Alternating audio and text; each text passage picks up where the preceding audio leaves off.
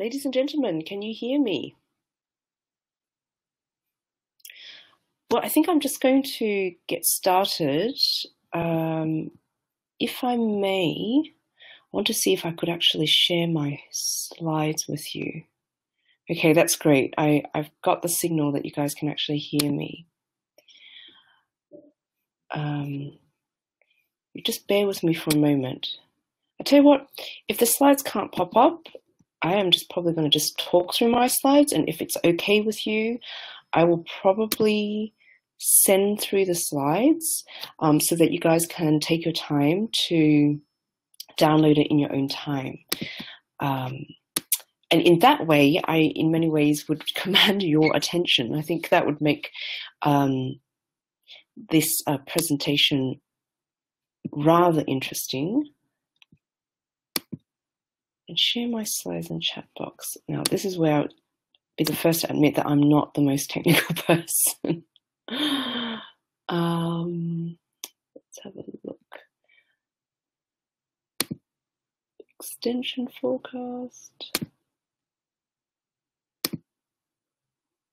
Okay, I'll tell you what, I'll just do the presentation and I will share the slides with you afterwards.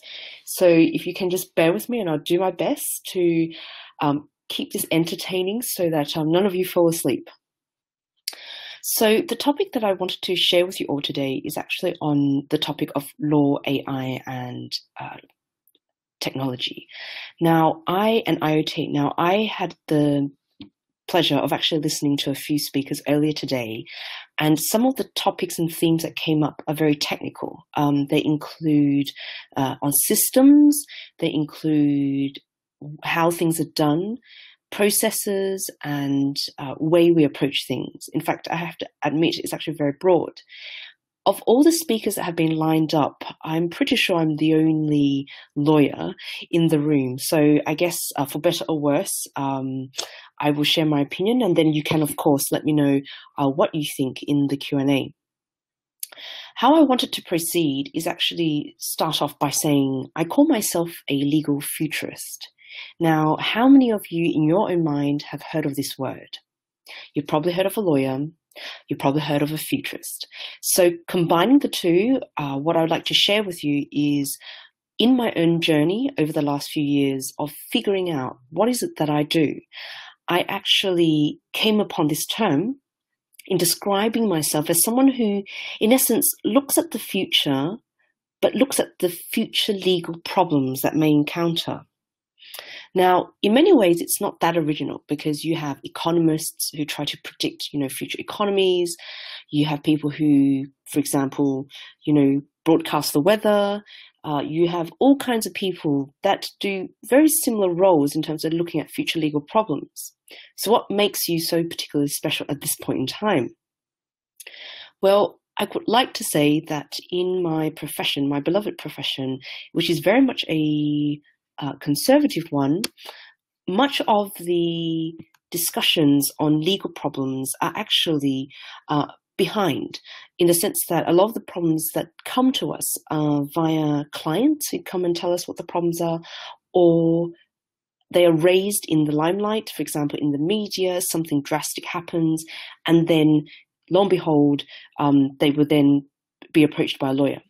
So the approach that I have taken is actually to do the opposite. So quite a few years ago, I started looking into the liability issues of unmanned systems, which would include ships, unmanned maritime systems, what we now know, for example, as Google cars, automated cars, and also that of drones. But as I was looking at these topics, I could say right frankly that there were not many people that could have conversations with me on this topic.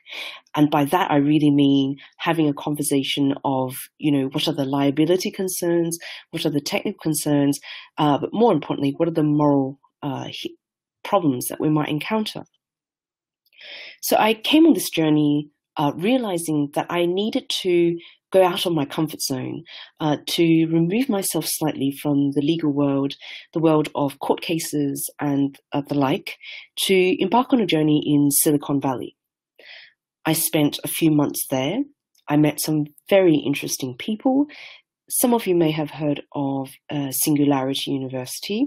So I spent some time there learning the latest technologies of what seemed like everything, from greening deserts to growing organic meat at home from a petri dish, to climate change, from do we capture and store carbon, CO2 and the like. So in other words, things that we don't usually get exposed to, and certainly unless we take ourselves out of our comfort zones, we won't really meet the people that we do.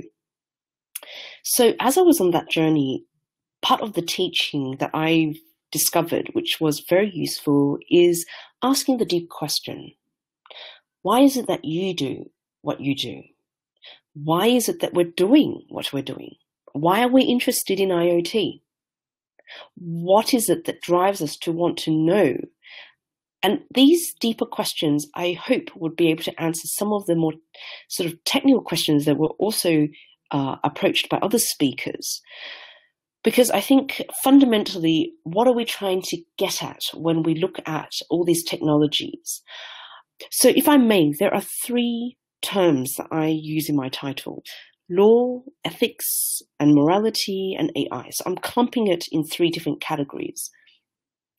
If I were to just talk about law, I think it would be very bland. So I'm going to try and incorporate it. But rather than that, I want to take a bird's eye view of the problem. And that is actually fundamentally coming back to who we are, what we do, and why we do what we do. So in my slides, which you will get a copy of later on, is I look at the personalities and the individuals who strive for their dreams. As individuals, do we call ourselves disruptors because we are at the forefront of the technology? Do we call ourselves leaders because we are thinking ahead whilst others are following us? What is it that we call ourselves? And ultimately, actually, whatever we call ourselves doesn't matter, whether you're an advisor, a technician, a scientist, a developer. I think we're all playing a part in this picture of figuring out what is it that we're trying to do and achieve. I would like to move on to a few personalities in the world of disruption to hopefully allow for us to see what exactly it is that we have actually been developing. So for instance, there is one character called Kay Kurzweil, and he actually developed the technology and sold it to Lexisnexis. Now, some of you may not know Lexisnexis, but Lexisnexis is actually a very well-used program for law firms, allowing lawyers to do case law and research. Why is it important? It's important because in all the decisions and all the cases that go through the court system right now, we wouldn't really know what a certain outcome would be if we were not to actually research what the technical legal issues are and what are previous cases that have been decided on to allow us to make those decisions. Now you might ask, well, how is that relevant to IoT or AI? Well, if I use the most populous example first, unmanned cars. How many seminars have you been to or conferences where people are talking about, well, what are the liability issues? What if an unmanned car collides with another unmanned car? What if another unmanned car collides with a, say, young girl or a goat? Now, on the face of it, it may not seem like a very complicated question, but I can assure you right now, from the court cases that I've encountered, the judges in the court system would break it down. They wouldn't clump it together in the way that's being discussed quite abstractly, but they would take it all the way back to the leaders and the thinkers who actually thought about the unmanned cars, the designers who would then design the car, the manufacturers that then would manufacture the car, and the developers who would develop the program, including the lights and the signal systems and the sensors, before you get to the driver, before you get to the whole mechanism of how a car works and all the technologies embedded within the car.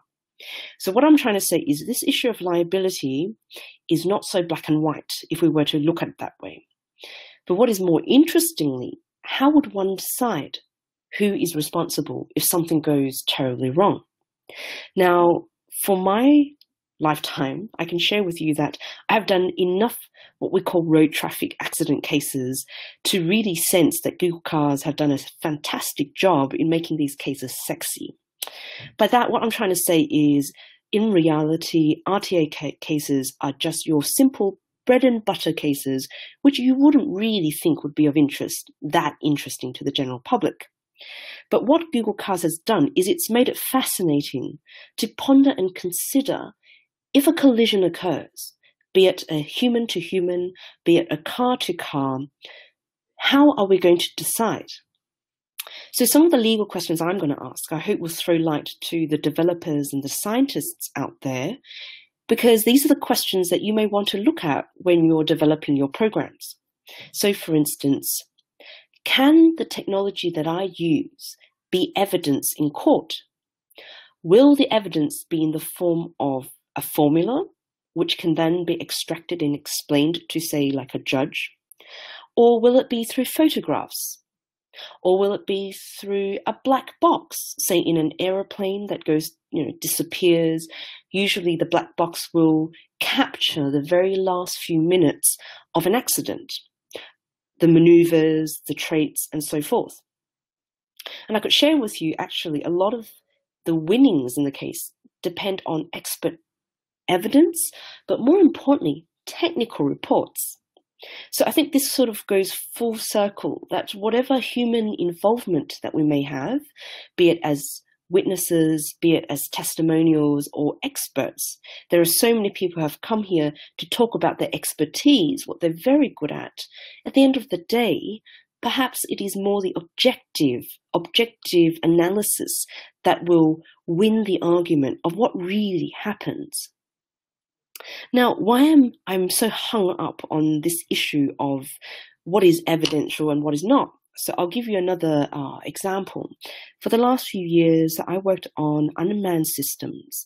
There was much discussion between lawyers and businesses and policymakers on this question of autonomy.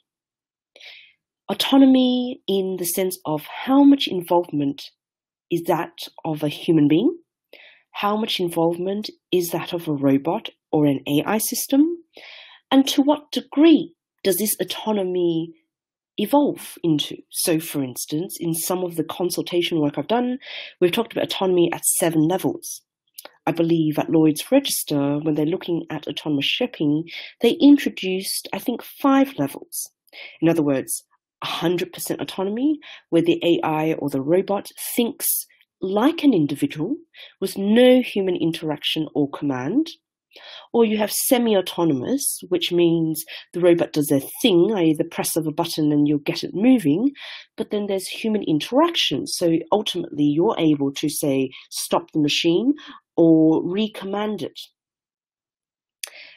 And then there's one where there's fully human involvement. So very much the robotics aspect or the AI aspect is very minimal. It only adds to the work of the human, but it doesn't do any more. So you might think, well, are we not already using that? I mean, you talk about computer systems, you talk about the internet. Well, yes, but imagine the scale that we're talking about now. Right now, in every country that you can imagine, wherever country that you are, Hong Kong, Singapore, you name it, Finland, everyone is actually trying to sample using unmanned systems by blocking out a part of their roads, just to see a few things. How it's received by the population, how does the population react, and also, can this be scalable? Can we actually envisage a city where we have unmanned systems? Now, to give you an example of how perhaps it's not as easy as we think it might be, is I had a discussion with a professor once, I believe from a UK university, looking specifically at the human responses and human behaviors with regards to robots. In other words, it's the human psychology with robots, and the subject he's researching on is on trust. In other words, how much can we trust the system, the very system that we are designing?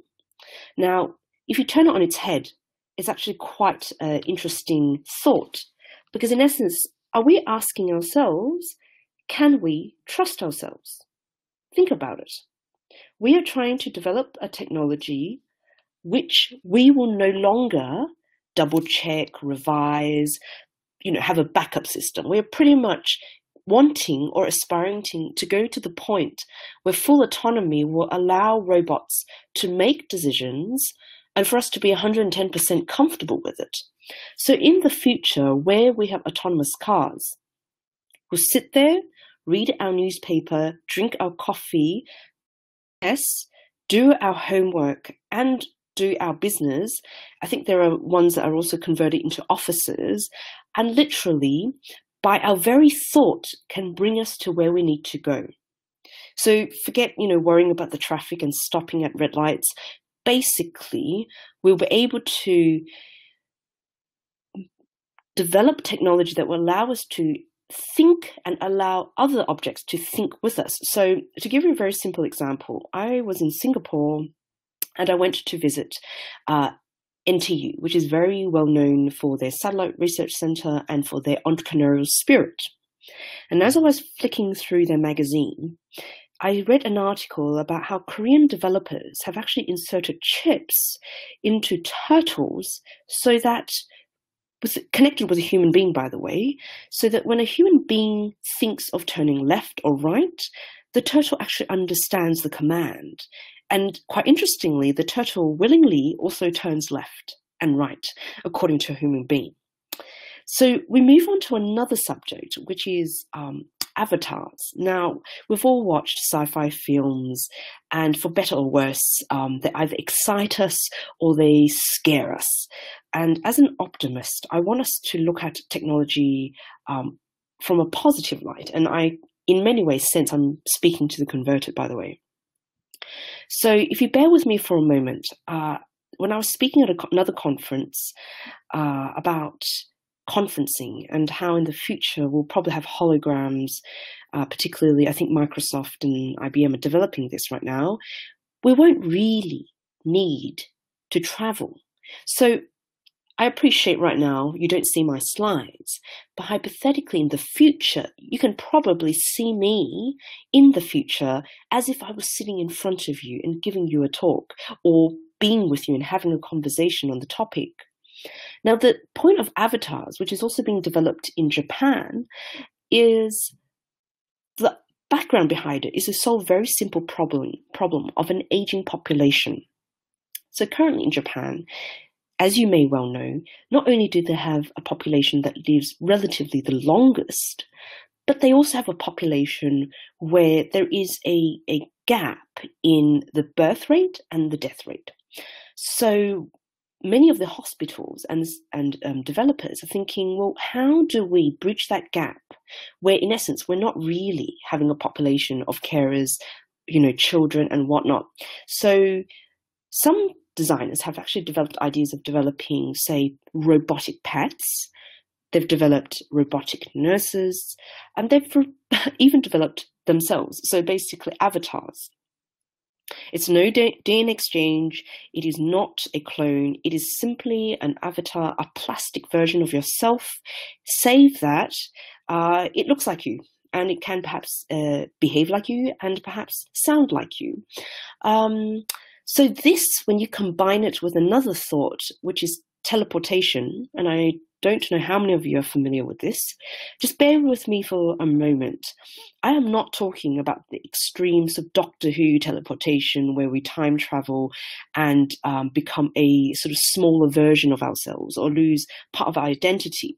The teleportation I am talking about is a bit more of a modern and certain teleportation where, for instance, there are technologies developed right now. And in fact, I know one company developing this, a Japanese company called Gitai, where if you are a doctor and you are operating on a patient now in, say, Silicon Valley, you could equally be a doctor using the same technology operating on someone in Japan. But you're not going anywhere. You're basically putting on these robotic gloves and you're basically linking it up to your brain and doing your job of operating on someone. Now, clearly this is all in development, but I think what it does is it begs a lot of questions. And I know where you guys are probably thinking this is going to lead to, which is the huge, cyber question. I haven't even got there, by the way. There's a lot of topics that I am very fond of and I'm very interested in, which includes, for instance, when we develop this technology, are we going to play it out like a game? So, for example, we have AlphaGo, which many of you would have heard of, and this idea of DeepMind, algorithms, self-learning. So we don't really need to do much. We, in essence, program all the past games that have been played, allow it to be self-taught, and then the machine will master the game in itself. And I think through Moore's law, it is quite clear that in, for example, 2030, 2050, machines pretty much will outdo us in terms of intelligence. So then I ask the question, does game theory play have a role in this? In other words, as we develop all these technologies, are we in essence ourselves playing a game? And I'm not touching this topic of are we living in a simulation, but it's an interesting question to pose because are we developing a game within a game so then we can play this game outwardly? So to give you an example, right now, as far as I'm concerned, a lot of legal developments have legal technology that are being developed, which are looking into the certainty of certain cases. So, for instance, I believe about a year and a half ago or two, there was technology being developed looking at what are your chances of winning, say, European courts of human rights cases. So if we go back to the car collision case, let's say an individual gets hurt, collides with an unmanned car. They then go to the European Courts of Justice and say, I would like to file a claim on European Courts of Human Rights that my right of X has been invoked. Do I have any rights? Can I actually win this case? Now, this is interesting because right now we're talking purely, only legal subjects can bring any claim to courts right now. How about robots of the future? So this is where we go to another level. And some of you may already know of this, but this idea of when we talk about memory in the cloud, when right now so many technologies, businesses are uploading everything on the cloud, what about our brains, our memories into a cloud, or our memories into a chip? So it goes to the very existential question of, well, if that is possible, then does it matter whether we're physically here or not? Because in essence, are we not just, if ultimately human existence becomes human memory in the cloud or in a chip, then is it not just preserving this chip? Is it not simply about downloading this information and then passing it on to the next generation? So this question is actually touched upon in one of the films called Ghost in the Shell, which I think is a very famous animation. But this idea of, will it get to the point when we start talking about whether robots and AI, or AI in the form of some kind of robot, will have any rights in terms of claims, in terms of existence, when it comes to the question of consciousness? Now, if I talk about law and ethics right now, one might say, well, look, come on, Helen, when a battery loses life, when we know clearly that a robot has no consciousness, they don't have any rights. We can say that now. But we don't know for certainty that the technology that we develop, particularly in terms of AI, if it gets further, whether that is the case. So you have one school of thought which would say that, the law is permanent, it doesn't change, society changes, but the law remains the same. In other words, the code of ethics, what we accept as the moral code stays the same 1,000 years ago as it will in 1,000 years' time. There's another school of thought which would say, actually, you know what? The law is changeable. just as much as when we think about climate change. 15 years ago, nobody cared about the environment. Now everyone cares about it, or at least majority of states do, and individuals have an awareness of it, that there are many things that have been implemented, including changes in national legislation, including policies that would allow for, say, damages if certain companies, say, pollute the environment. So these are the kind of questions that I think as we're developing the technology that we might want to ask ourselves: how relevant in what we value now, and how relevant will what we value in 50 years' time? So I mentioned in my blurb that I was going to look at some case studies. So food for thought. I use the example of currently, say, you're in a firm, whatever firm you are. You're able to hire a robotic secretary. The secretary is hired for 1 year, and the majority of their task is quite standard. They meet and greet, they type letters, and they take phone calls. Now, come a year's time, you as the boss, the decision maker, have one of a few choices. You either say, thank you, your term has ended, I'm now going to terminate you. Or secondly, you might say, well, I want to renew my contract so I can extend my hire for this robot. They're doing a great job. Or third, you might want to choose an upgrade. In other words, you basically eliminate the former characteristics of this secretary robot and you have a new robot in the better version of itself. So say iPhone upgrade. Now, imagine for a moment in a year's time, which you didn't appreciate was going to happen, the time that you hired this contracted robot, is a robot has a mind of its own and says, well, you know what? I actually want to file a claim because I have consciousness, and what you're doing is actually you're killing me. So this is an interesting ethical question, and it was one that was done when I was in Silicon Valley. Now, if we take it as a simulation for a moment, you can argue both ways. You could say a robot has no consciousness, a robot has consciousness. Whichever way you argue, it is how we perceive the robot, right?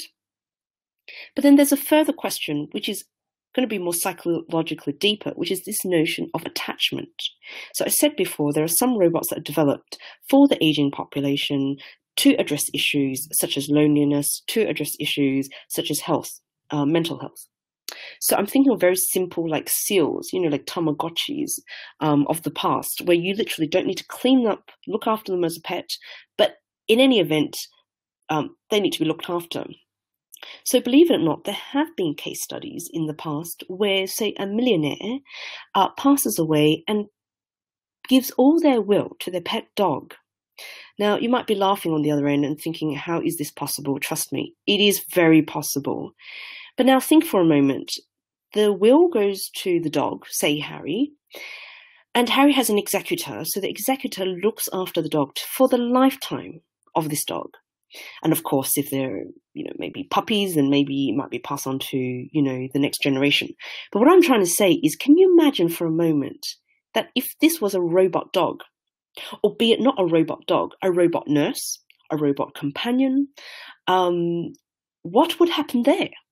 Will it be a battle of the manufacturer and the household, i.e. family and friends? Or will it be settled by the court? These are very interesting questions that I don't think have been fully fleshed out, and that may be something of interest later down the line.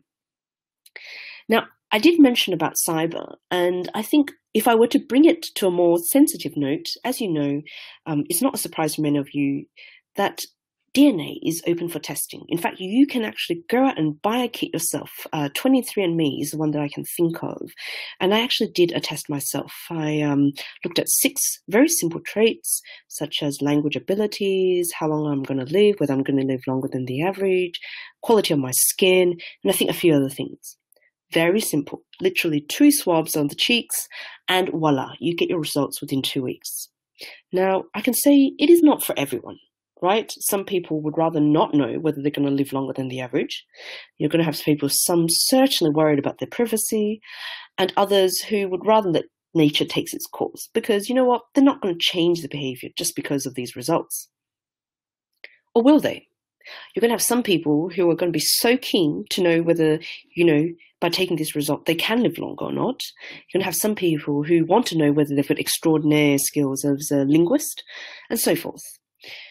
But the point what I'm trying to say is, what impact will these DNA tests have in line with access to IoT and technology? Now, I was at an AI conference in Berlin, which talks about the amounts of information in a car and what that information can entail, who owns it, and what are the consequences if, let's say, it gets to the hands of a doctor. Now, I know I'm jumping the gun slightly to go from, robotics and then to the doctor, but to put it quite simply, there are cost implications, there are legal, ethical implications, because let's say you're a doctor. All you really want to do is help your patients to get better.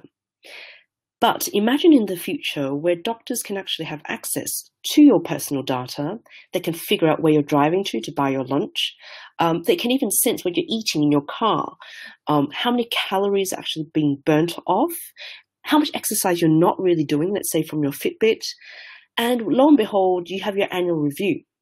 Now, for the healthy patient, clearly it is not a concern because they are listening to their doctor's orders and they're doing everything they can to minimize their chances of heart disease, diabetes, you name it. But then you're going to have other people who are less than innocent to say, hey, you know what? Yes, I did go and have KFC. And yes, oh, by the way, I did have an ice cream or two that day. Will their insurance premium be affected? Now, that's a very interesting question. Does that affect our autonomy, our decision-making, and how much information we're willing to divulge to the very people that we want to care for us, like our doctors? Now, this is a question beyond this conversation, but I think what I'm trying to say is the information that we can gather and the data that we can gather exposes us to so many legal, moral questions that we're in a much better position if we start thinking about it now than when everything starts rolling and we start saying, wait a moment, I don't exactly agree with this, to give you an example. Now, one of the things that was quite interesting for me after going to a few startup events was this idea of, pacemakers, they're not really as secure as they're made out to be. Now, I don't know much about pacemakers. All I know is there's something that put into the heart to assist or avoid potential future heart attacks. But this very idea of matters like that being hacked into is quite a scary thought. Speaking to some experts, they would say, nothing is 110% protected. That is why companies call on white hats to go and check their systems, to test their systems, to ensure that they're actually secure, or at least if it's not so secure, how can we strengthen the security that way? And whether this question of have we built an economy of, cyber alongside the technologies that we want to create? I mean, that's another big question. If one were to ask, well, is the court system capable in dealing with this? Well, my answer is, well, I'm not sure. I'm really not certain whether in scenarios where, for example, we're no longer talking about a simple car collision, but rather a malfunctioned, hijacked car by a cyber-attacked autonomous car, those are really serious questions. And I think there's a further question of what role does insurance companies play? Because right now, for example, I know for sure unmanned cars, 5 years ago, they were not even considered in the radar of insurance companies. Now, because of developments and technologies, clearly they have a huge role in ensuring whatever happens out at sea, that they're protected. So if I may, I might ask the same question. In developing your technology, in developing your platforms, what kind of insurance policies do you have? Or at least what are kind of, risk mechanisms or factors that could minimize risk in the work that you do? Now, this is quite an interesting discussion because one might say, well, the answer would depend on which part of the world we're from and also what cultures we're from. Now, I know for sure in the US, this notion of, well, once your information is out there, it's out there. So forget it. There's no need to protect, or in fact, you can't really protect.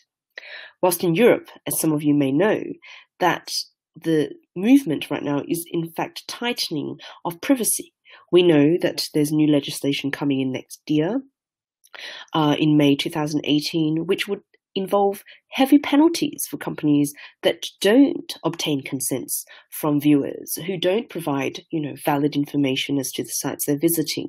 So it's a very interesting discussion, because you're going to have some people who are going to be on the upper end, who are all for protecting privacies, all for protecting data. And then on the other end, you're going to have people who are more than happy to share their information on social media, to share the information open source without a problem. So for me, I think as an observer, as a legal futurist, I am interested in how I can help organizations, individuals, and states to develop laws for the better of societies so that we can benefit from it. So my question would be, when you develop your technology, what are the legal problems you think you're going to face? Because no doubt we're going to face it. And if you think that there are greater policies and ways that we can actually forward this discussion, then by all means, I would say share it. Because whilst we're discussing all this, I think policymakers and leaders are equally in the same boat. They wouldn't know as much as you, neither the other way around. So when we can come together and actually talk about these things, I think it makes the discussion very, very fruitful. So as a final example, before I close, I want to say that I took part in a working group, which was called the Mars Working Group, on Maritime Autonomous Systems Working Group, which looked at the development of autonomous maritime unmanned systems at sea from the UK perspective. A few months ago, it was brought on the international level to the International Maritime Organization to then be put on the table and have an international working group working on this to look at smart shipping of the future. I think this is a very good starting point. I think at least we're having a discussion, at least getting the stakeholders together and talking about it on an international level. But I would say it goes further, because we haven't looked at hybrid vessels. We certainly haven't looked at drones or vessels that could say, or vehicles that could go on the land and also at sea and basically cross-hibernate, as it were. So these are just some of the thoughts I have. I don't necessarily have answers. I'm certainly very interested in hearing other speakers, but I think rather than charging full ahead with the technology, it's also useful, I think, now and then to just take a step back and pause and think about, when we do what we do, what are the consequences that we would like to see as well?